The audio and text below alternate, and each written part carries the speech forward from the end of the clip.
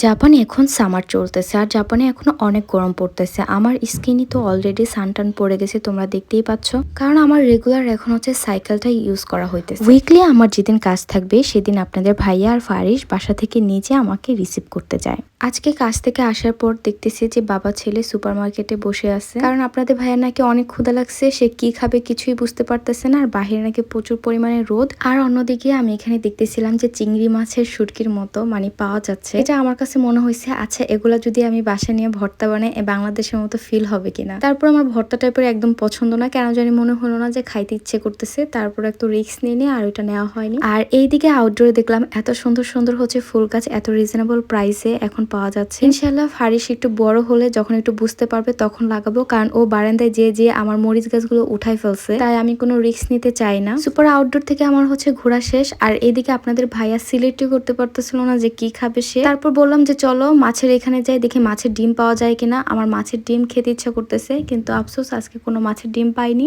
তারপর আপনার ভাইয়া হচ্ছে এই গরমের মধ্যে হচ্ছে আইসক্রিমের সেক্টরে চলে গেল, বললো যে আজকে আইসক্রিম খাবো। সেখানে আইসক্রিম খুঁজতে গিয়ে এমন একটা আইসক্রিমের সন্ধান পেলো, তার পুরনো ব্যথায় হচ্ছে মলম লাগার মতো, মানে পুরনো স্মৃতি জেগে উঠছে। বলতেছিল যখন স্টুডেন্ট লাইফ ছিলাম এই আইসক্রিমটা খেয়ে সারাদিন পার করে দিতাম আমি আমার ফ্রেন্ড। তারপর আমি বললাম যে আমার আইসক্রিমের প্রতি একটু ক্র্যাভিংস নাই, দেখো এগুলা কি হালাল কিনা, আমি কি খেতে পারবো কিনা। এখানে ব্লুবেরি, অরেঞ্জের, স্ট্রবেরির, একদম আঙুরের পিওর এগুলা জেলি পাওয়া যায়। এগুলাতে কোনো সমস্যা নেই, আমাকে এগুলা কিনে দিবা। শেষ পর্যন্ত আমাকে আর এই জেলিগুলা কিনে দিলই না, ওই সেই আইসক্রিম কিনে দিল।